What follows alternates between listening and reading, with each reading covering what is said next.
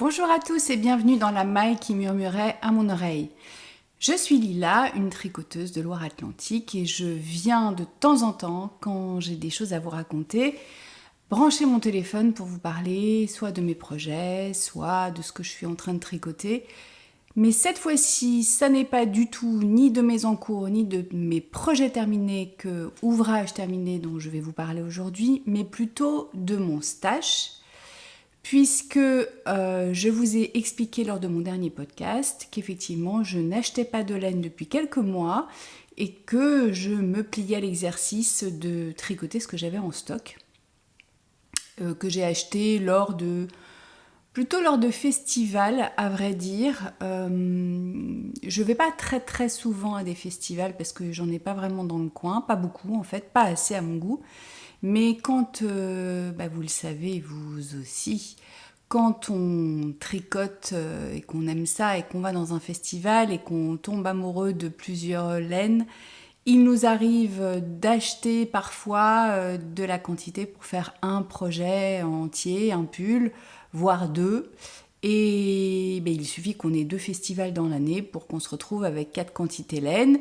Ce qui ne nous empêche pas forcément d'ailleurs d'acheter entre-temps, parce qu'on a un petit peu, pas oublié ce qu'on avait en stock, mais on a d'autres envies intermédiaires qui viennent comme ça se faufiler dans les parages. Et ça m'est arrivé, bien sûr. Ou alors j'ai fait des tests, pas beaucoup, mais j'en ai fait deux, je crois. Et ce qui fait que j'ai dû acheter aussi une quantité laine qui correspondait également à ça. Ou tout simplement parce qu'en fait, la quantité que j'avais dans mon stock, dans mon stash, comme on dit, dans le jargon des tricoteuses, eh bien, je n'avais pas envie de le tricoter pour le moment. Voilà. Ça aussi, ça peut arriver et que d'autres envies viennent comme ça se superposer et par conséquent, on achète d'autres choses sur d'autres boutiques, dont Kalidou, qui quand même, rapport qualité-prix est assez formidable. Et voilà, donc ça m'est arrivé aussi. Donc je viens ici vous parler de ce que j'ai dans mon stash, en termes de quantité pull ou top, ou voilà, à peu près. Vous allez voir que j'ai environ de quoi faire 6 pulls. Donc j'ai un petit peu de temps devant moi, un petit peu de temps de tricot. Parfois je me rends compte qu'il va me manquer des choses, ou parfois je me rends compte qu'il y a des projets, des idées de projets, des idées d'ouvrages qui ont un peu changé. Parce que mes goûts évoluent, ou parce que entre-temps j'ai tricoté d'autres choses et que je me dis que ça pourrait faire peut-être un doublon, ou tout simplement oui, parce que l'envie est passée, ça arrive aussi. Donc je m'interdis pas que l'envie revienne. Voilà aussi pourquoi parfois j'ai des stocks de laine qui dorment un petit peu dans mon armoire, enfin dans mon tiroir plus exactement, et que je n'ai pas encore pris le temps, ou en tout cas que je n'ai pas pris ces quantités-là pour tricoter le prochain projet. Voilà, un préambule un petit peu long, mais pour vous expliquer ce que je vais vous raconter pendant ce podcast. Et également, je le dis pour celles que ça intéresse moins, comme nous sommes au mois d'octobre et que c'est Octobre Rose, je vous dirai 2-3 mots en fin de vidéo à ce propos-là, mais voilà, celles qui ont envie d'entendre exclusivement parler de laine, je vous signalerai la fin de mes projets ou de mes envies de tricot pour enfin parler de 2-3 mots d'Octobre Rose. Alors, c'est génial parce que de me plier à cet exercice-là, de fouiller un petit peu dans mes stocks de laine, je dois bien admettre que quand même je savais depuis le départ à peu près, enfin j'ai assez en tête 6 quantités de pulls, c'est pas non plus 25. Donc je savais ce que j'avais en stock et je savais aussi par conséquent les projets plus ou moins qui étaient liés à cette quantité-là.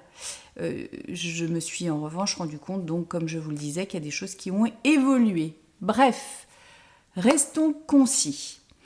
Je ne vous ai pas apporté évidemment chaque quantité pull, sinon mon canapé sera un petit peu envahi. N'oublions pas que j'ai quand même 2 chiens, non plus 3 mais 2, et qui sont actuellement pas loin. Est-ce qu'elle est là ? Oui, il y en a une qui est là et l'autre qui est pas loin. Donc on va éviter qu'il se roule, qu'il se couche sur mes pelotes de laine. J'ai pris des notes et j'ai fait quelque chose d'ultra moderne, s'il veut bien fonctionner. C'est que parallèlement à ça, je vous ai trouvé les fiches Ravelry de chaque projet pour que je n'ai pas trop de montage à faire et que ce soit plus parlant pour vous de voir exactement, plutôt que de mettre le lien.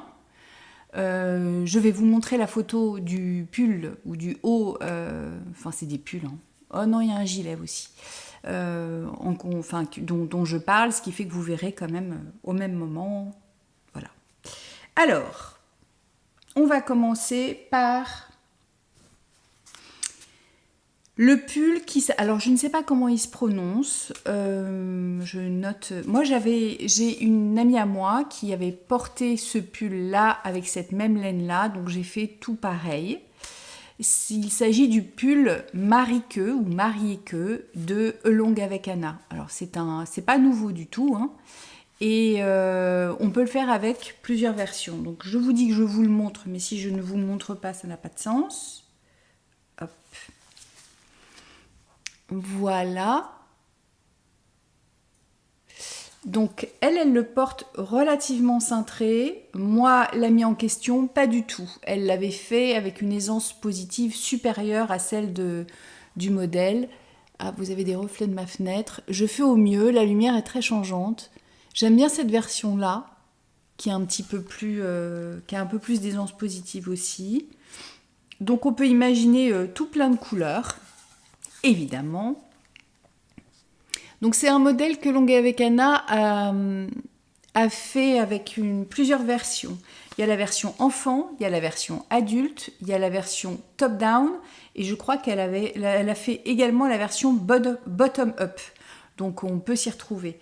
Moi, j'ai le patron du top-down, parce que c'est ce que je préfère, tricoter du haut vers le bas. Je trouve ça beaucoup plus simple pour ajuster la longueur. Il se trouve que je viens de regarder le patron et moi j'étais partie un peu la fleur au fusil en me disant que mon ami l'avait tricoté avec la même laine, la Ulysse de Dererum Natura, qui est donc une laine plutôt sport. Et il se trouve que le patron est prévu pour être en fingering. Donc, qu'à cela ne tienne, hein, je prendrai une taille inférieure à celle que je dois faire, tout en sachant quand même qu'elle prévoit une aisance positive de 5 cm, ce qui n'est pas beaucoup, de ce que j'en comprends. Donc, je vais ce coup-ci faire un échantillon quand je m'y collerai. Je n'ai pas dit que ce serait tout de suite, mais quand je serai motivée pour le faire. Je ferai un échantillon pour voir si effectivement je prends une taille inférieure ou pas en fonction de ce que j'obtiens. Parce que là, pour le coup, quand je revois les photos comme ça, je l'aime bien, mais je l'aimais surtout la version de cette copine parce que je trouve qu'il était plus ample et du coup, il donne un côté, c'est pas elle hein, du tout, mais celui-ci est encore un peu moins ample que... Je vais peut-être agrandir quand même l'image. Voilà. Le sien est beaucoup plus ample et je trouve que ça donne un petit côté plus moderne. Moi, j'aime bien le jacquard quand... D'abord, j'aime pas les plus près du corps, vous devez le savoir. J'ai dernièrement fait un t-shirt qui se retrouve être... Enfin, qui était un pull, mais t-shirt, bref, d'été, qui se retrouve assez près du corps. Parce que mon échantillon n'était pas bon. Mais ça, je vous en parlerai dans un prochain podcast. Le jacquard, je trouve que sur une femme qui n'est pas de première jeunesse, n'est-ce pas? Je sais pas, c'est complètement des a priori ce que je vais vous dire là, et ça n'a de sens que pour moi probablement. Mais je trouve que combiner jacquard près du corps quand on a plus 20 ans, je suis pas sûre que ce soit vraiment moderne. Pour casser un peu le truc, qui pourrait faire un petit peu gnangnan aussi. Mais encore une fois, ça ne concerne que moi, hein, ça n'implique que moi. Je préférais le faire avec une aisance un peu plus positive. Donc il faut que je regarde tout ça. Pour les couleurs, donc vous avez vu qu'il y a des frises comme ça, ce que j'appelle les frises, des motifs, un peu de feuilles je sais pas comment on peut appeler ça, des feuilles de laurier, des couronnes de oui ou de oui, bah, bon, un motif. Il y en a qui l'ont fait avec 2 couleurs, 3 couleurs. Moi, j'ai décidé quoi? J'ai décidé de faire le fond dans ce gris-là. Donc, c'est la Ulysse de Derivum Natura que je n'ai jamais tricoté pour le coup. Donc ça, je serais contente de le faire. C'est une laine mérino cardée et elle est apparemment douce et gonflante et elle vient des mérinos d'Arles. Donc elle se tricote en théorie entre 3 et 3,5. Je crois que le patron est prévu pour être tricoté en 3,25, mais comme la laine est plus épaisse, à mon sens, 3,5 ce sera pas mal. Donc voilà, 100% laine. Donc le fond, ce sera dans ce gris-là, qui est un petit peu chiné. Si vous voulez le coloris, il s'appelle Poivre et Sel. Ce qui est pratique, c'est qu'ils mettent des noms de couleurs. Moi, j'aime bien quand il y a autre chose que des numéros. Alors, j'ai dû un peu allumer partout, sachant que le soleil joue à cache-cache. Ici, j'ai des nuages. J'aime bien faire le petit point météo à chaque fois.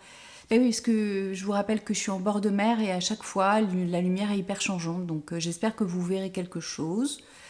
Donc, enfin, voilà, on va faire comme si. Croyez-moi sur parole, ça, c'est le poivre et sel. Je sais pas si ça change quelque chose si je fais ça. Et en couleurs contrastantes, moi j'ai prévu 3 couleurs qui seront celles-ci. Alors, je ne regrette absolument pas mon choix de couleur pour le coup. J'aime toujours autant, donc ça déjà c'est un côté rassurant. Hein. Vous allez voir quand même, je me suis rendu compte en regardant mes quantités qu'il y a un thème qui se dégage. Quoi. Je suis toujours attirée par les mêmes couleurs. Enfin, vous me direz, c'est un peu normal. C'est-à-dire qu'il y a d'autres couleurs qui pourraient m'attirer, mais il y en a qui m'attirent, mais qui ne me vont pas forcément. D'ailleurs, je ne suis pas sûre qu'elles m'aillent toutes à la perfection. Mais globalement, on est plutôt dans ma zone de confort. Donc voilà ce que ça va donner. Je trouve ça plutôt sympa. Alors je ne sais pas dans les motifs quoi va être où, mais en gros ça va donner ça. Donc la couleur, celle-ci là, elle s'appelle Potimarron, qui porte aussi très bien son nom, je trouve. J'enlève les petits gulupus qu'il y a dessus. Voilà. Potimarron. Celle-ci, qui est très sympa aussi, c'est Genêt. Alors j'aime bien parce qu'en fait, elles sont pas... Je sais pas si vous... Oui, je pense que vous voyez assez bien. C'est pas uniforme, c'est-à-dire que c'est pas un jaune un peu vert anis, jaune, oui, entre le jaune et le vert. Il y a des petites pointes de gris. Voilà, on sent que la laine est probablement un petit peu teintée elle aussi. Et donc celle-ci, enfin teintée, disons qu'elle n'est pas écrue de base, elle doit être un petit peu plus variée. Et c'est confiture de rose. Ça j'aime beaucoup. Enfin j'aime beaucoup tout. Hein. Donc j'aime bien ce mélange, je trouve ça très joli parce que ces couleurs-là, encore une fois, comme elles sont un petit peu nuancées avec des petits fils de couleurs différentes, enfin un peu plus foncées, elles sont... Oui c'est ça, il y a un peu de gris dedans. Ce qui fait que ça leur donne un côté moins franc, moins cru comme ça. Et j'aime beaucoup ce que ça va donner. Voilà. Donc ça, c'est pour le premier projet dont je vais vous parler, dont je voulais vous parler. C'est pas forcément celui qui va être sur mes aiguilles prochainement, mais en tout cas, il est là. Et j'avais acheté cette laine, je pense, il y a peut-être 1 an et demi, un truc comme ça, un an et demi. Donc bon, faudrait quand même que je les tricote. Voilà. Le prochain projet dont je voulais vous parler, alors, je vais vous montrer la laine, parce que les projets ne sont pas encore bien définis. Lors d'un festival, lequel est-ce? Est-ce que c'était Bière et Laine? Est-ce que c'était Felletin? le salon de la laine a fait le teint. Je ne sais pas. J'avais acheté cette laine de chez By Night Création qui est la Milky Way en Garance B1. Je précise parce que en Garance, il y a toujours plusieurs bains différents qui donnent des couleurs différentes qui vont du rouge rouille un peu intense comme ça jusqu'au rose pâle. Donc c'est une laine avec des petits moucheti-moucheta qui a un nom. C'est pas des speckles, c'est des comment on appelle ça, des confettis, on pourrait dire. En fait, elle est composée de 85% de mérinos superwash et de 15% de viscose. Et voilà ce que ça donne. Alors,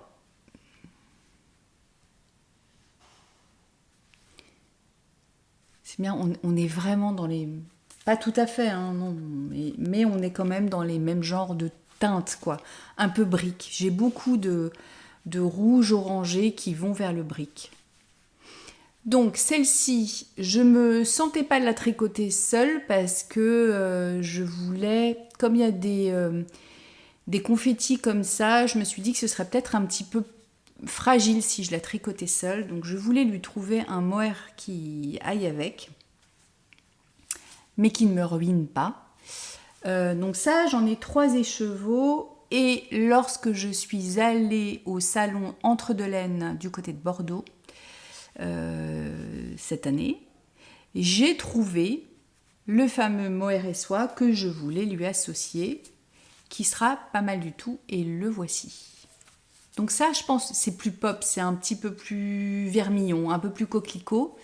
Et je pense que ça va réveiller un peu celui-ci, qui du coup donnera une autre tonalité, parce que j'ai déjà des pulls briques, voilà, donc ça va également peut-être un petit peu noyer les petits moucheti-moucheta, mais je pense que le mélange peut être très sympa. J'ai acheté cette laine sans l'avoir avec moi, mais je l'avais relativement bien en tête parce qu'en fait, quand je suis partie au salon Entre deux Laines, je savais ce que je voulais.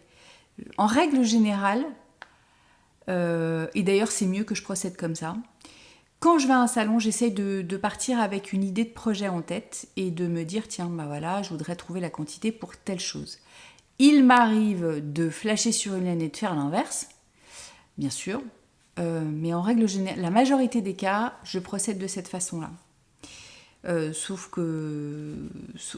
donc pour cette laine-là, je savais que je voulais l'associer à la Milky Way, mais je ne savais pas exactement pour quel projet. Donc ce mohair et soie, il est de chez Lana Grossa, c'est de la Silk Air. Et qu'est-ce que je peux vous dire de plus? Qu'elle est à 70% mohair, 30% soie. Le coloris, c'est le 008. Voilà. Et ça, je l'avais acheté au stand de Timeco. Timeco, donc au salon Entre deux Laines. Voilà. Alors, comme projet associé, j'avais pensé... Reconnais-moi, s'il te plaît, l'iPad. Voilà. J'avais pensé, parce que, en fait, Nathalie de By Night a tricoté cette laine-là pour faire, je ne sais pas si c'est elle qui l'a fait ou pas, le Saiga de Folie Ordinaire, que je vais vous montrer. Alors, je vais... C'est pas... Voilà. Sachant qu'évidemment, moi, si je le fais, je le ferai beaucoup moins court, parce que là, il est très très court. Et il y a un petit motif sur le côté. À vrai dire, je ne pense pas que c'est ce que je vais faire, parce que j'ai changé d'avis entre... Enfin, c'était un modèle qui était proposé, et que comme j'avais acheté cette laine à l'époque en me disant « Ah, elle est vraiment sympa, etc. » mais je n'avais pas de projet en tête. Voilà ce que ça donne quand j'ai pas de projet en tête, c'est qu'après je rame un peu.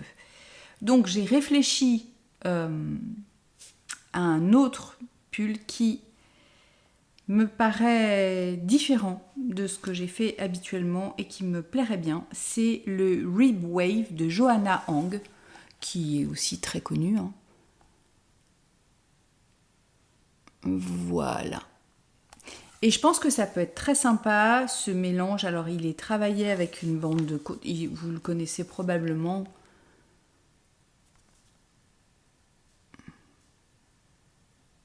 Donc il y a un joli travail et sur les manches et sur l'encolure avec ces côtes comme ça, comme un faux col V.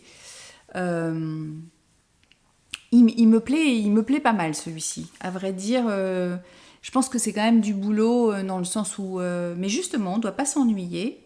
Et c'est une construction que j'ai jamais faite. Enfin, en tout cas, avec un motif comme ça. Les manches aussi travaillées, j'ai déjà fait un petit peu, mais pas tant que ça. Donc je vois qu'il y a une espèce de motif tout le long de la manche qu'on voit là sur le côté. Avec là, ces petites... Alors je sais pas si c'est des torsades, des fausses torsades. J'ai pas regardé parce que je n'ai pas le patron. Donc ce sera une découverte. Et cette encolure là qui est très jolie. Donc ça, je me dis que ça peut être pas mal du tout. J'irai plutôt vers ce projet là, je pense. Quand? Je ne sais pas, mais voilà. Incessamment sous peu, ma foi. Ça, c'est les deux projets. Alors, bien sûr, quand je vous montre des quantités, et si vous avez des idées, mais n'hésitez pas dans les commentaires à me donner des suggestions, parce que c'est comme ça que on évolue et qu'on a d'autres inspirations, et je trouve ça très chouette. D'ailleurs, petit aparté, je voulais vous remercier pour tous les commentaires que vous avez mis sur ma dernière vidéo. Et je trouve ça toujours très gentil. Je pense que j'ai répondu à tout le monde. Et petite idée en l'air, mais j'ai vu que vous étiez alors de nombreux à être arrivés dernièrement sur cette chaîne, mais beaucoup plus nombreux encore à regarder mes vidéos sans être abonnés. Alors, histoire de soutenir la chaîne et de faire en sorte que mes vidéos soient un peu suggérées sur YouTube, etc. et qu'on ait, voilà, que ce soit le plus partagé, ce serait super sympa de vous abonner et d'activer la petite cloche, comme ça vous ne manquerez pas les vidéos et moi j'ai plus de visibilité. Voilà, donc c'est une forme de partage. Vous, c'est juste un petit clic et puis moi, ça me donne de la visibilité auprès des autres écouteuses, donc c'est toujours chouette, c'est toujours sympa. Voilà. Maintenant, alors, je vais passer à une autre quantité que j'aime. Alors là, vous allez voir comme décidément, elle n'a pas beaucoup de... Elle change tout le temps d'avis, la dame. Oui, ça, je sais où je l'ai acheté. Je l'ai acheté à Felletin, il y a au moins 3 ans. Je crois que oui, ça fera 3 ans là, cette année. Je me baladais dans le salon. C'est un salon où je vais très très souvent. Enfin là, j'y suis pas allée depuis 3 ans, mais j'y vais cette année, théoriquement. Ça, c'est cool. Parce que je crois que c'est le premier salon de la laine que j'ai fait, étant donné qu'il existe depuis au moins, je crois, 20 ans. Et moi, je crois que j'y étais tout au début, où il y avait beaucoup moins de teinturières. C'était beaucoup plus... Je vais pas dire vieillot, mais il y avait quand même beaucoup moins de choses que maintenant depuis quelques années. Là, ça s'est quand même considérablement élargi, je trouve, et modernisé, ce qui est quand même super. Donc, j'étais tombée sur le stand de Maison Septembre que je connaissais déjà pour l'avoir vu la première fois au salon Bière Hélène. Et j'avais vu cette catégorie qui est la numéro 1. En fait, je suis tombée amoureuse de la couleur. Elle s'appelle donc la numéro 1 et le coloris c'est Calixte, qui est cette espèce de... Alors je sais pas si vous allez bien voir, je sais pas comment il faut faire, moi j'ai un téléphone, je filme avec un téléphone donc je peux pas faire de mise au point particulière, c'est lui qui se débrouille tout seul. Mais je crois que vous avez plutôt la bonne couleur, c'est une espèce de bois de rose comme ça, entre le violine soutenu et le bois de rose un peu foncé, ou bruyère. Je pense que bruyère, c'est assez ça. J'adore trouver les noms de couleurs, ça m'éclate moi. Donc je dirais bruyère. Voilà, on va dire ça. Et j'en avais pris 3 échevaux. Et à l'époque, je ne savais pas non plus quoi faire avec et je ne sais toujours pas. Parce que j'étais partie, j'en avais discuté, je crois, avec la personne qui se cache derrière Maison Septembre, qui m'avait conseillé, avec qui j'avais discuté donc, et on parlait du rosa. Le rosa jumper de Elong avec Anna, mais encore elle. D'ailleurs, je sais pas si je vous ai dit que le Marie-Queue était de Elong avec Anna tout à l'heure, le premier projet que je vous ai montré. Je sais pas. Bon, en tout cas, c'est d'elle. Et voici à quoi ça ressemble. Mais je viens de me rendre compte que le modèle n'est pas du tout en fingering, mais plutôt en déca, puisqu'il est tricoté avec un fil de fingering et un fil mohair. Le design est plutôt simple, mais j'aime bien. Un peu près du corps, comme j'ai l'impression assez souvent avec Elong avec Anna, mais ça, on peut faire la taille supérieure, je vois pas, enfin c'est pas un souci quoi. Et j'aimais bien cette petite ligne là, ce petit point ajouré tout simple ma foi. Je sais pas si c'était le rosa que j'avais vu, mais un modèle de chez elle. Alors, après avoir vérifié un petit peu, j'avais un doute en regardant le pull rosa, donc je sais pas si c'est celui-là que j'avais en tête ou le pull 13KO, qui est un modèle gratuit. Mais dans tous les cas, il se trouve que c'est en fil double, donc en fil DK. Voilà le 13KO.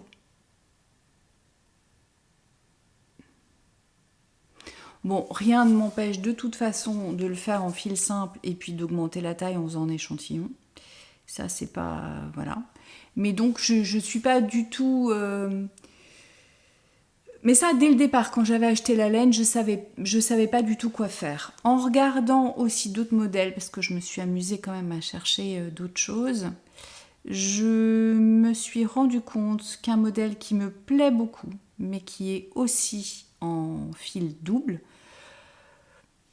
le but, je vous le rappelle, est de ne pas acheter de laine. Ceci étant, si il me manque quelques pelotes de mohair et soie et que je peux me fournir chez Kalidou, donc là, le mohair et soie de chez Drops, j'en ferai pas non plus une maladie. Hein. Mais il me semble que là... Alors, est-ce que c'est double ou est-ce que c'est en déca ou est-ce qu'elle le fait? Je vous montrerai le modèle après. C'est en 4 mm, donc c'est en déca. Et je crois, ouais, mais elle le fait en cachemire, donc ça n'a rien à voir. Donc soit je le fais en fil simple et pareil, je fais un échantillon et je regarde. Soit je le double. Voilà, toujours est-il que c'est le Elizabeth Blues de Petite Knit. Et j'aime bien sa petite forme polo comme ça, avec ce petit col, je le trouve très sympa. Donc ça, c'est un autre modèle que j'aime beaucoup, que j'ai pas non plus acheté hein, encore, mais voilà. Vous me voyez. Vous me voyez jaune, mais vous me voyez. Donc celui-ci est pas mal du tout. Je le trouve peut-être un petit peu plus moderne. Et alors, de deux choses l'une. Soit je tombe, parce que cette couleur, pour moi encore une fois, cette couleur a un petit côté très rétro. Une petite couleur un peu tombante comme ça, avec très végétale et que j'aime beaucoup. Hein. Donc soit je fais un modèle un peu rétro qui va dans le sens du coloris, mais je n'ai pas encore trouvé. Soit je casse un peu le côté rétro en allant à l'inverse vers un patron assez moderne. J'ai pas encore tranché. Si vous avez des idées, sachant que j'en ai 3 écheveaux et que ça fait, c'est vraiment la fingering 100 grammes 400 mètres. Si vous avez des idées de modèles pour cette laine-là, je suis preneuse parce que je ne suis pas encore sûre de moi. Je me suis pas dit, ah là c'est une évidence. Je ne sais pas si le polo, comme l'Elizabeth Blues, comme je vous l'ai montré, j'ai envie de l'avoir dans ce type de laine-là, ou est-ce que je le fais en fingering simple, ou c'est du mérino, 100% mérino, ou est-ce que j'essaie de lui trouver un mohair et soie qui va avec. Moi, j'aime bien ne pas avoir que des fils doubles parce que j'habite dans une région où le climat est plutôt relativement tempéré et si je n'ai que des pulls en double épaisseur comme ça en déca, ben j'ai vite chaud. Donc je préfère avoir un petit truc en fingering tout simple, mérino qui tient déjà assez chaud, quitte à mettre un gilet par-dessus. Mais quand on a trop chaud, je trouve que c'est pas agréable quoi.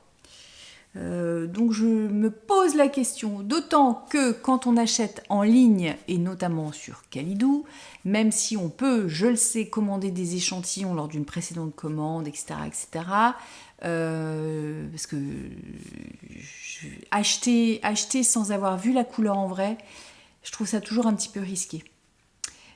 Moi, ça m'est arrivé plusieurs fois, et je vous en ai parlé la dernière fois sur un bleu qui finit dans une housse de coussin, et ma foi, j'en suis très contente. Mais parfois, quand on achète une quantité pull, on a un peu les boules hein, quand même. Donc voilà, ça, je suis pas fixée, à voir. Donc n'hésitez pas si vous avez des idées à me les transmettre, je serais ravie d'avoir vos suggestions.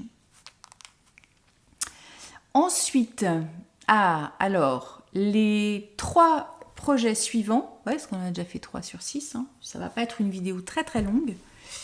Là, je sais exactement ce que je veux faire. Je suis allée, encore une fois, au salon Entre d'Hélène, oui, j'en avais pas fait 50, et je suis tombée amoureuse de ce bleu-là de chez Wouliette.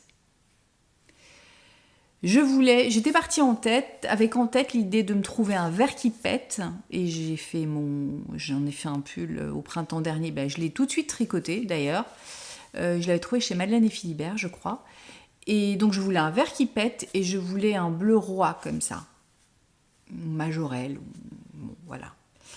Et j'ai trouvé chez Wouliette, c'est de la doucette et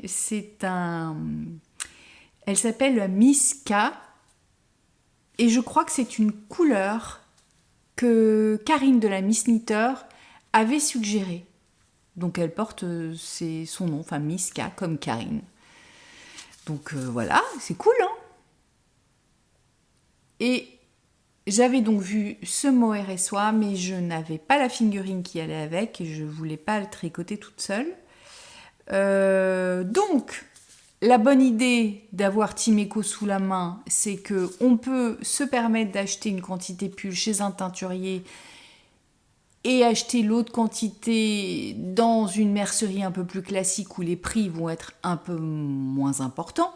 Donc je trouve ça vraiment génial parce que là Timeco avait une grande une offre de différents fils. Donc ça c'était vraiment super.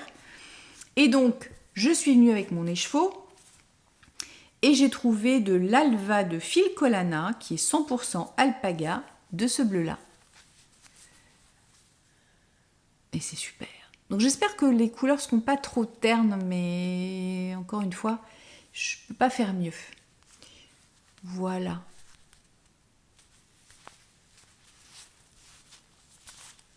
Ça va être sympa. Hein. Ah, ça change. Hein. Moi qui n'ai jamais de bleu vif, voilà, j'aurai un pull bleu vif. Et là, encore il s'est éteint comme d'habitude. Je veux faire le Fortune Sweater de Petite Knit que voici. J'aime beaucoup ce modèle. Et je l'aime d'autant plus que comme la couleur est très présente, alors oui, il y a des petits motifs un peu comme ça ajourés, mais je trouve que la coupe assez ample, avec ses grandes manches comme ça, resserrées au poignet, c'est très sympa et ça casse un peu le côté trop... Enfin, c'est girly sans être trop girly, quoi. C'est féminin sans être girly. Pour moi, hein. Parce que Petite Knit, c'est toujours un petit peu ample, avec une coupe un peu décontractée. Voilà, c'est décontracté. C'est ça que je voulais. Parce que la couleur est quand même très présente et je voulais pas un pull trop sophistiqué où pour le coup, je me serais pas du tout reconnue dedans. Alors que là, je pense qu'avec une ampleur comme ça, les manches resserrées avec de la matière au niveau des manches et puis ces petits motifs pour pas qu'on s'ennuie trop non plus, ça va être super sympa. Donc ça, je suis sûre que... enfin, mais a priori, ce sera ça que je vais faire. Ça, c'est cool. Je n'ai pas de doute. Ensuite, alors là, c'est une démarche un petit peu inverse. C'était au salon Bière Hélène, auquel moi j'ai été, enfin pendant lequel j'étais bénévole d'ailleurs. C'était trop bien. Et j'ai une copine tricoteuse qui est venue à ce salon-là et qui portait un gilet, le gilet. Donc j'ai fait tout comme elle. J'ai aimé le modèle, j'ai aimé la couleur, la laine, tout. Et voilà, il s'agit... Alors, je vous montre la laine d'abord ou le modèle? Non, je vous montre le modèle. Allez hop, ça changera. Du gilet Calias d'Isabelle Kremer.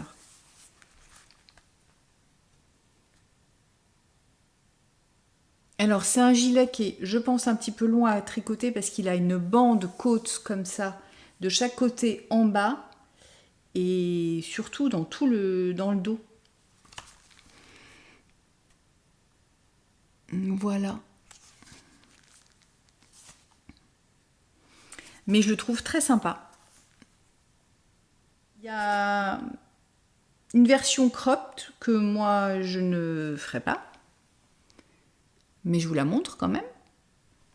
Et il y a une version normale, on va dire, qui est très casual, mais très sympa. Alors, je trouve qu'en fonction de la couleur, on peut le faire plus ou moins classique. D'ailleurs, il y a une personne, enfin, elle le porte en version bicolore. Je trouve ça vachement sympa aussi, ce côté graphique. Et moi, ah oui, hop, là, il y a un... C'est pas mal, ça. La ligne d'épaule est vachement sympa.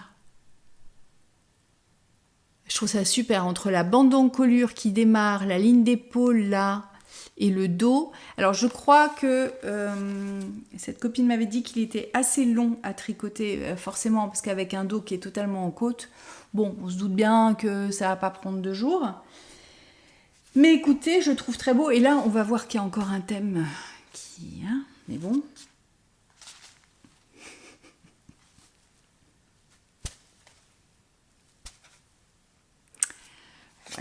Voilà. D'ailleurs, c'est assez rigolo. Si je chope la Dererum, la Ulysse... Alors là, il s'agit de la Mota. De chez Wool Dreamers, que j'avais jamais tricotée. Et apparemment, elle est top cette laine. Donc, c'est de la... La couleur, c'est 463G. C'est hyper parlant, hein. 100% laine. C'est marqué en gros sur l'étiquette. Bravo Lila. Donc quand on regarde, on voit bien quand même que c'est kiff. Celle-ci est plus rouge que celle-ci, qui encore une fois... Mais les deux ont des petits brins plus foncés, donc voilà. Mais c'est franchement... voilà. Assez similaire. Celle-ci est un petit peu plus brique, un peu plus orange... ouais, je dirais un peu orange brûlé, potimarron, et celle-là est vraiment plus orange qui pète, quoi. Mais canon, un gilet là-dessus. Et en plus, moi, je porte... que je vous fasse pas bouger. Moi, je porte beaucoup de jeans. Donc, le bleu et l'orange, c'est hyper complémentaire, c'est top. L'été, sur un petit t-shirt bleu marine aussi, c'est super sympa. Ou un pantalon en lin bleu. Ou...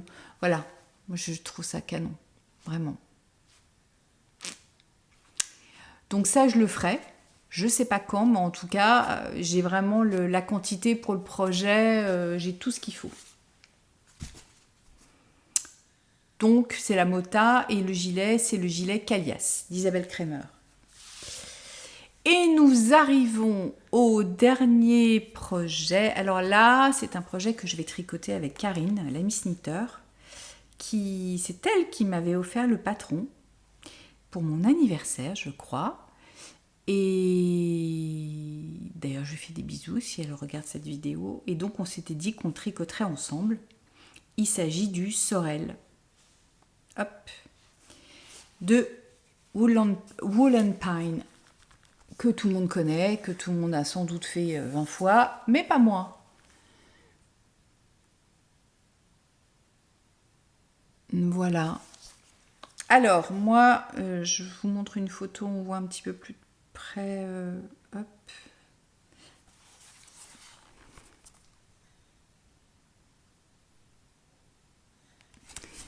Très joli motif devant.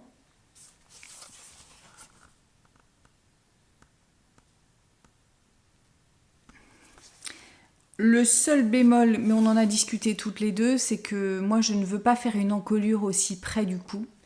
Donc quand on commencera, parce qu'on va le tricoter ensemble bien sûr, hein, quand on commencera, on se mettra d'accord, enfin on va regarder ensemble sur... mais d'ailleurs je vois qu'il y en a qui ont fait des encolures plus ou moins montantes, j'ai l'impression.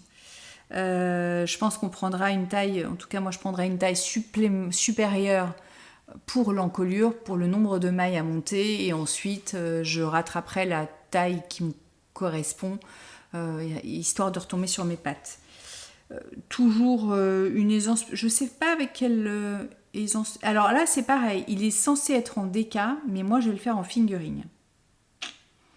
Et ça, je me souviens, la laine que j'ai choisie, que je vais vous montrer, je l'ai choisie avec Cécile de Que font mes mains, qui était avec moi. C'était au Bigou de laine. Un autre festival, dis donc. Le festival des Bigou de laine, et je l'ai acheté quand? Pas cette année, l'année dernière. Ouais, c'est ça, on s'était retrouvés avec Cécile, on avait pu déjeuner ensemble et tout. Et je voulais un vert également.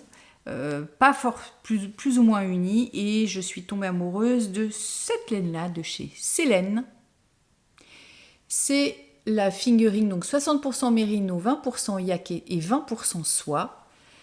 Moi j'adore le yaka soie parce que je trouve qu'il y a une profondeur dans les coloris qui sont dus au yak qui est naturellement foncé, avec la soie qui donne un petit côté brillant et pas mat, enfin pas mat, bah non, si c'est brillant lilas, c'est pas mat, hein. D'accord, non, mais un petit côté, enfin ça donne de la profondeur au coloris, je trouve vraiment que ça lui donne des nuances là où il y en a, enfin oui, il y en a, mais il y en a encore plus, je trouve, sur cette base-là. Et le coloris, c'est soupe à l'oseille. Je vois que ça se défait, mon écheveau. Et ça, en théorie, c'est mon prochain projet. Donc celui-là, il ne devrait pas tarder à aller sur mes aiguilles. Enfin, il faut qu'on se mette d'accord avec Karine, voir un peu quel est le bon timing. Mais on devrait le tricoter incessamment sous peu. Voilà, je ne sais toujours pas enrouler les écheveaux, ça se confirme. Bon, allez, je vais pas faire de catastrophe, mais voilà. Donc j'en ai 3 et j'avais vu, on en avait discuté avec Cécile, on s'était dit que c'était pas gênant de le faire en fingering, mais encore une fois, va sans doute falloir que je fasse un échantillon et que je vois la taille à faire, donc la taille au-dessus pour pas me planter, quoi, pour pas me retrouver avec un truc. Surtout que je le veux moi avec un petit peu d'ampleur, donc enfin qu'il soit pas collé, quoi. Donc il va falloir que je fasse attention. Mais écoutez, ça devrait le faire. Il va être super doux. Cette laine est très très douce et très agréable. Donc soupe à l'oreille, bravo Lila, soupe à l'oseille de chez Célène. Voilà, comme ça vous savez tout sur les quantités pulls que j'ai. Alors, il y a une autre quantité pull que j'ai, mais que je ne peux pas vous montrer puisqu'elle est actuellement sur mes aiguilles. Mais ça, on en parlera lors d'un prochain podcast où je vous présenterai mes projets terminés, mes en cours, et voilà, on discutera plus tard. Donc ça fait pas mal de boulot, hein. Je me rends compte que oui, il y a des choses pour lesquelles je suis encore bien motivée, d'autres un petit peu moins. J'aime la laine, mais le projet, je sais pas trop si je vais me lancer là-dedans ou pas. Donc on se rend compte aussi qu'on a un petit peu un code couleur quand même, hein. Ah ouais, mais quand je vois le nombre de rouge orangé que j'ai quand même, c'est dingo. Bon. J'ai quand même d'autres choses, hein. Hop, hop, hop. Et ce qui me manque, j'ai quand même d'autres trucs, avec du gris aussi. Ce qui me manque, c'est un brun. J'aimerais bien trouver un brun, un joli brun, mais ça, c'est aussi pour ça que moi,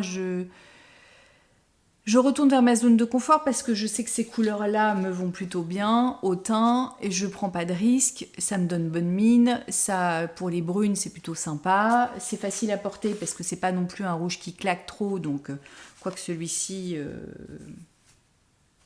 Ah mais non, je dis des bêtises, celui-ci je voulais pas montrer. Je dis n'importe quoi. Ben vous voyez. Oui, celui-là il pète trop, il pète plus, c'est ça que je voulais vous dire. Et oui, je m'en suis rendu compte parce que voilà encore une laine que j'ai achetée, mais à Felletin, au Salon de la Laine, il y a 3 ans, bah, probablement la même année que ça, non, ça me paraît bizarre. Non, c'est encore plus vieux. Ça, c'est encore plus vieux. Et je ne l'ai pas acheté au Salon de la Laine de Felletin, je l'ai vu au Salon de la Laine de Felletin, mais je l'ai acheté directement chez Fonty. C'est de la Mongolia. C'est la Mongolia 3. Mais ça, je l'ai depuis hyper longtemps. C'est pas bien, hein. Et c'est 85% laine et 15% baby yak. Mais comme quoi, j'ai un truc avec le yak. Parce que à chaque fois, ça donne des couleurs qui ont des légères variations. Et j'adore ça. Je trouve ça tellement profond comme coloris. C'est super beau. Donc ça, typiquement, je ne sais absolument pas quoi faire avec. J'ai 150 mètres pour 50 grammes. C'est de la sport. Ben, je ne sais pas quoi faire avec. Écoutez, si vous avez des idées, voilà, parce que sinon je vais toujours avoir je vais avoir les mêmes pulls, quoi. Bon, ça c'est un gilet, donc c'est encore différent. Ça c'est un petit truc dans le jacquard, mais au départ le pull il va être gris, hein, il va être comme ça, donc ça va. Hein. Ça c'est un neutre. On est bien. Mais c'est plutôt, oui, c'est ça et ça qui peuvent se... Bon. Écoutez, il y en a qui ont des palettes de bleu, des palettes de gris, des palettes de noir, des palettes de beige. Moi, j'ai des palettes de terracotta, briques, ce qu'on veut, quoi.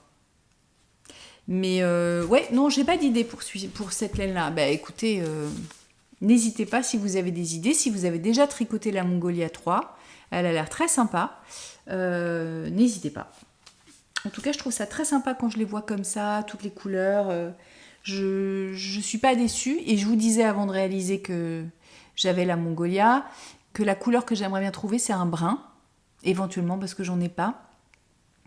Mais étant donné que moi, je suis plutôt mate de peau, en tout cas pas blanche, quoi, avec un sous-ton jaune, voilà, ça se voit d'ailleurs.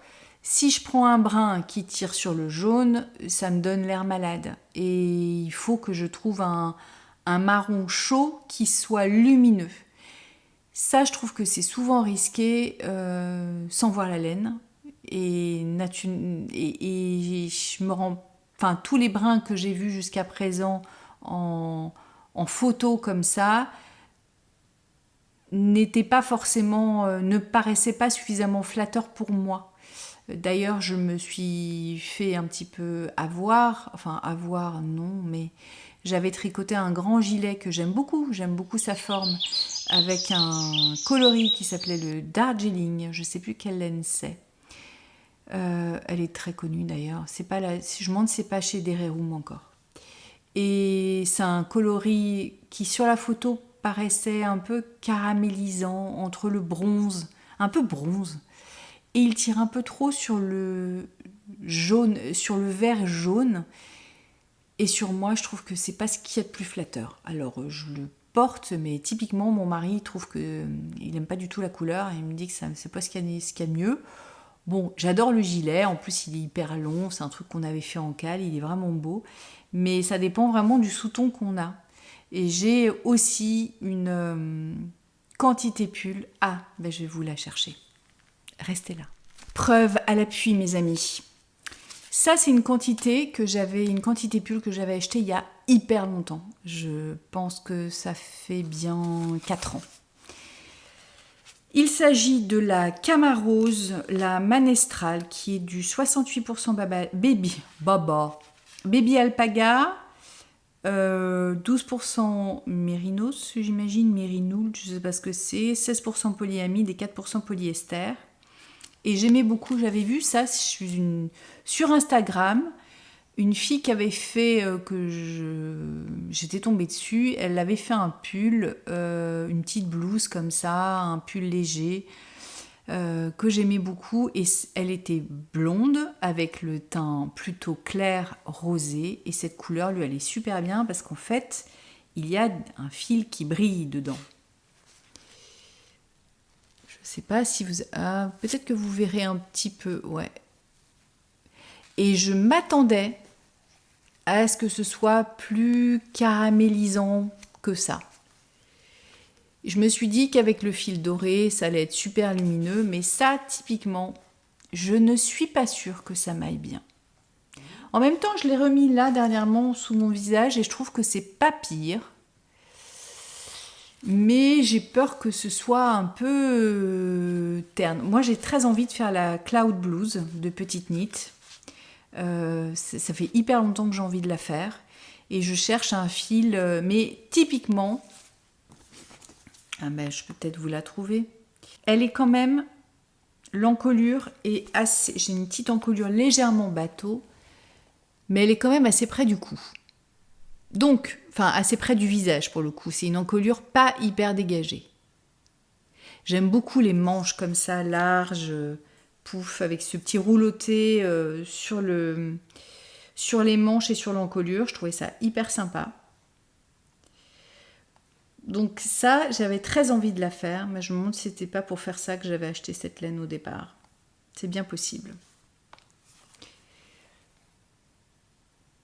Bah, typiquement, voilà, on achète ça par correspondance, enfin sur internet, et quand on reçoit la laine, bah, qu'est-ce que vous voulez faire? Vous n'allez pas dire, bah non, cette couleur ne me sied pas parfaitement au teint, je vous la renvoie. Ça me paraît un peu compliqué. Et puis, en plus de ça, sur le moment, j'ai dû la trouver jolie. Et je la trouve jolie, en vrai. Alors, la seule chose que je me dis aussi, c'est que tricoter avec ce fil doré, quand ça va accrocher la lumière, il est possible que ce soit plus lumineux que ce qui n'y paraît. Est-ce que ça se tente? J'en ai, oui, parce que je crois qu'en plus là, j'avais essayé de faire un échantillon avec je sais plus quoi, parce que je vois que j'ai une pelote qui a été... J'avais essayé de la mélanger avec autre chose, c'était pas la bonne idée. Donc oui, je vous dis, j'ai ça, je pense, depuis 4 ans. Qu'est-ce que vous en pensez? Vous allez me dire, ouais, c'est pas tout à fait ce qui te va le mieux, machin, machin, ou je le tente? Bon, là j'ai chaud, donc j'ai les joues rouges. Mais... Voilà, donc la Camarose, et j'aimais bien justement, ça me sortait un peu de ma zone de confort, ça avait un petit côté qui brille, qui était sympa, un peu chic comme ça, bohème chic, donc la Cloud Blues, je la ferais bien quand même. Peut-être que je peux le tenter, ou pas, je sais pas, enfin voilà. Tout ça pour dire que dès que j'essaye un peu de... J'arrête le bruit de plastique. Dès que j'essaye de m'éloigner un peu de ce qui est de ma zone de confort, bah, parfois on fait des conneries et des erreurs sur un budget pull, c'est un peu énervant. Donc maintenant, je préfère, c'est aussi pour ça que j'ai des quantités un peu d'avance, parce que quand c'est pas de la laine industrielle, je préfère acheter exclusivement la laine que je vois de mes propres yeux. Également pour la simple et bonne raison que typiquement, je vous donne un exemple, hein, vous allez me dire « Oh, j'adore la soupe à l'oseille, j'aimerais le même coloris, etc. » Oui, mais si vous l'achetez sur le net, il est possible que vous n'ayez pas exactement la même teinte, puisque ce ne sera pas le même bain. Et que d'un bain à l'autre, bah, tout d'un coup, il y a un petit sous-ton qui va se dégager, qui sera peut-être plus kaki, comme moi, là, ou peut-être plus jaune. Et ça, moi, typiquement, si c'était plus jaune, bah, je n'aurais pas pris. Alors que là, ce kaki qui est très profond, j'adore. Donc, je ne me lancerai pas. Enfin, Après, vous faites bien comme vous voulez. Mais c'est pour ça que moi, j'ai tendance, quand je vais dans des salons, à prévoir un budget pour un projet ou 2 projets. Et je n'achète que lorsque je vois et que je sais que c'est cette nuance-là qu'il me faut. Voilà. Pour le reste, la laine industrielle, on fait moins d'erreurs. Le seul truc, c'est que vous voyez, comme la Camarose, là, en fait, ce qui s'est passé, c'est que la photo avait l'air d'être... y a plein de lumière dessus, et vous pouvez pas... voilà. Des choses, on sait que c'est une valeur sûre. D'autres... Et puis parfois, on aime beaucoup une couleur, et quand on la met sur nous, on a des surprises, donc c'est quand même sympa. Voilà pour tout mon stage que je voulais vous présenter. Alors, pour certaines d'entre vous, ça va peut-être être beaucoup. Pour d'autres, vous allez me dire, non, moi j'ai au moins 5 fois ce que t'as, donc franchement, cool Raoul, quoi. Qu'importe, on n'est pas là pour comparer, juger les quantités des unes et des autres. C'est des quantités de laine que j'ai, donc comme vous l'avez compris, à part pour celle qui est industrielle, mais sinon que j'ai acheté en salon depuis 4 ans, 3-4 ans. Et je me réjouis de les revoir et de les mettre à l'abri dans mon tiroir tranquillement dans dans leur abri. Voilà. J'ai évidemment d'autres quantités, évidemment, oui, j'ai des quantités, pas pull, mais de la laine à chaussettes par-ci par-là, des écheveaux par-ci par-là, mais plutôt uniques. Donc il y en a un qui ira dans un jacquard, ou une pelote qui ira dans autre chose, ou dans un châle. Voilà, mais pour ce qui est des pulls, je vous ai tout montré. Donc je ne sais pas quand est-ce que ça arrivera sur mes aiguilles, mais incessamment sous peu pour certains. Maintenant, je vais faire une petite aparté sur Octobre Rose. Donc pour celles qui ne sont pas du tout intéressées par cette histoire-là, je vous embrasse, je vous laisse là. Et pour les autres, eh bien écoutez, voilà les 2 petites choses que j'avais à vous dire. Octobre Rose, on sait que c'est le mois où où des événements sont réalisés pour aider à la recherche contre le cancer du sein. Alors si vous venez d'arriver et que vous n'avez pas fait le défilé toutes mes vidéos précédentes, vous ne le savez sans doute pas, mais il y a un peu plus d'1 an maintenant, on a détecté un cancer du sein et un cancer que j'ai sur chaque sein, voilà. Lors d'une mammographie de contrôle. Je suis actuellement en rémission. On ne parle pas de guérison puisqu'on parle de guérison au bout de 5 années et que pour l'instant, ça fait donc plus d'1 an, un peu plus d'1 an que je suis en rémission. J'ai une mammographie de contrôle évidemment tous les ans, plus un rendez-vous avec le radiothérapeute, et donc cancérologue, etc. etc. Je veux juste mettre ma pierre à l'édifice qui est de vous parler de la prévention, puisque dans mon cas, ce cancer a été décelé lors d'une mammographie de contrôle et que sans cette mammographie de contrôle, eh bien, les tumeurs auraient été probablement beaucoup plus importantes, puisque j'ai eu la chance, moi, que ces tumeurs, mais la première a été détectée alors qu'elle était toute petite et qu'elle faisait moins d'1 centimètre, ce qui fait qu'elle n'était pas détectable en fait à la palpation, sachant que j'avais eu rendez-vous chez mon gynécologue quelques mois auparavant, genre 3-4 mois, donc bon voilà, et qu'on ne pouvait absolument pas détecter cette tumeur-là à l'endroit où elle se trouvait. Donc je vous encourage, si vous avez 50 ans et plus, de faire votre mammographie de contrôle, même si je sais que c'est pas agréable, même si on vous rebâche les oreilles avec ça, c'est quand même très important. Parce qu'on a tendance à croire qu'effectivement, si on n'y va pas, si on ne le sait pas, il n'y a pas de problème. Sauf que s'il y a un problème, il peut y avoir un problème et que une des grandes chances que nous avons, c'est de pouvoir prévenir et de pouvoir faire en sorte que quand on doit détecter quelque chose tôt, cela nous évite d'avoir des traitements bien plus lourds par la suite. Dans mon cas, typiquement, j'ai été opérée et j'ai eu de la radiothérapie, mais je n'ai pas eu besoin je touche du bois ou du singe, comme on veut. Je n'ai pas eu de chimiothérapie. Ça, c'est le premier conseil, c'est de la prévention, de faire sa mammographie. Si évidemment vous avez des antécédents dans votre famille de cancer du sein, allez-y. Alors, il faut aussi savoir qu'on nous dit que quand on allaite nos enfants, ça réduit le risque de cancer du sein. Oui, peut-être. Peut-être. Moi, il faut savoir que j'ai 4 enfants et que je les ai allaités. Bon, ben voilà, et je les ai allaités assez longtemps. Alors, pas 2 ans, hein, mais quand même plusieurs mois pour presque chacun. Donc, apparemment, ça n'a pas changé grand-chose.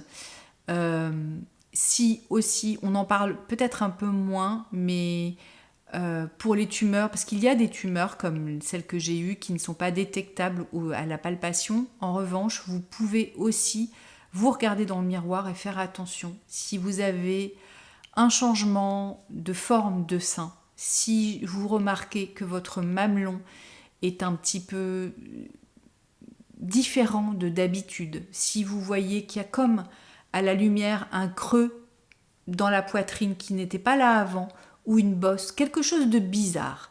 Si en tout cas vous trouvez qu'il y a quelque chose qui a changé, n'hésitez pas à prendre rendez-vous. C'est hyper important parce qu'on ne le dit pas suffisamment, mais le changement de forme de poitrine peut aussi être un signe de tumeur. Donc ça, c'est super important. Et dernier point dont je voulais vous parler, c'est qu'effectivement, le centre de radiologie dans lequel vous allez faire votre mammographie est aussi très important. Alors, je ne pense pas que ce soit les appareils qui diffèrent vraiment, mais c'est, j'imagine, alors peut-être que les appareils aussi, la technologie, mais j'imagine que c'est souvent les personnes qui font les actes, qui sont plus ou moins rompues à l'exercice de détecter des tumeurs ou pas. Et donc, n'hésitez pas à faire jouer le bouche à oreille, n'hésitez pas à demander à un médecin en qui vous avez extrêmement confiance, et n'hésitez pas à ne pas aller forcément juste à côté de chez vous parce que c'est plus pratique, mais à prendre le temps d'aller un peu plus loin, mais pour être sûr, afin d'être sûr d'avoir un diagnostic qui soit convenablement posé. Et encore une fois, je parle d'expérience, car quand j'ai fait ma mammographie, je suis allée dans la ville à côté de chez moi, on m'a effectivement détecté une tumeur au sein droit.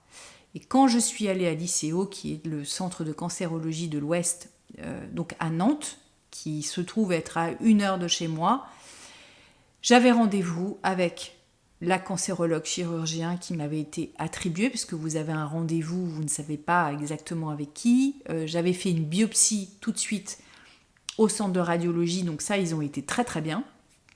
Dès qu'ils ont détecté la tumeur, j'ai eu droit à une biopsie qui est partie en analyse, et parallèlement à ça, le centre de cancérologie de l'Ouest m'a tout de suite appelé pour prendre un rendez-vous. Et donc 3 semaines après, même pas, non, 10 jours après ou 15 jours après, je ne sais plus, j'ai eu un rendez-vous me donnant les résultats que je savais déjà être mauvais, puisque la personne qui m'avait fait la biopsie n'avait pas de doute vu ce qu'elle voyait à l'écran. Ceci étant, là-bas, j'ai refait une mammographie. Et la technicienne m'a dit, écoutez, qui est probablement aussi cancérologue, enfin, je sais pas exactement, en tout cas la radiologue m'a dit, écoutez, je vois quelque chose sur l'autre sein, m'autorisez-vous à faire une biopsie parce que je voudrais pas qu'on passe à côté de quelque chose. C'était visiblement pas net, pas forcément aussi clair que la tumeur que j'avais à droite, il n'en demeure pas moins que j'avais exactement la même tumeur à l'autre sein. Et ça, si j'étais pas tombée chez des pros de chez pros, eh ben on serait passé à côté. Donc, je vous le dis, alors moi, coup de bol, j'ai aussi appris 2 choses, c'est qu'on peut avoir 2 cancers différents. On peut avoir un cancer avec différents grades. Moi, j'ai eu de la chance, c'était des cancers qui n'évoluaient pas vite, mais d'un côté comme de l'autre, le même grade, la même taille, j'ai eu de la chance, mais on peut tomber sur un cancer méchant d'un côté et gentil de l'autre, entre guillemets. On peut tomber sur différentes évolutions. Donc, n'hésitez pas à Et moi, du coup, je le dis aux femmes que je rencontre, qu'elles n'hésitent pas à aller faire leur mammographie dans une ville où elles savent que la plupart des choses sont dépistées, même parce que, évidemment, quand c'est évident à l'œil ou au toucher, ou, etc., que c'est évident, bah oui, on se dit, bah moi je suis allée là parce que c'était à côté de chez moi et donc 100% des cas ont été détectés. Mais dans les cas où on ne le trouve pas, on se dit, ah ben non, c'est un cas qui se développe plus tard, mais pas forcément en fait. C'est peut-être que ça n'a juste pas été détecté, pas vu à temps. Donc c'était mon dernier conseil. Je sais que c'est pas très politiquement correct peut-être que de dire bah, n'allez pas forcément à côté de chez vous, mais renseignez-vous. Mais il n'en demeure pas moins que ça peut sauver des vies. Ça a notamment, en tout cas, aidé la mienne. Voilà. C'était juste ces petites choses-là que j'avais à vous préciser. C'est le moins où on peut en parler, c'est des choses un peu plus perso, mais voilà, ça fait aussi partie de la vie, donc comme on est majoritairement entre femmes, et puis pour celles que ça n'intéresse pas, bah, elles auront coupé avant. Et pour les autres, écoutez, faites-vous dépister, je vous encourage évidemment. Sur ces notes pas tristes, hein, mais la vie, la vraie, je vous souhaite une excellente journée. J'espère que ce petit zoom dans mon stash vous aura plu, vous aura fait plaisir. C'est une vidéo un petit peu différente. Et on se retrouve la prochaine fois pour un podcast un peu plus traditionnel où, promis, je ne vous parlerai plus de moi, mais je ne parlerai que des projets et de ce qui est tombé de mes aiguilles et ce qui va venir. Voilà. Et sur ce, je vous embrasse et je vous dis à bientôt. Ciao.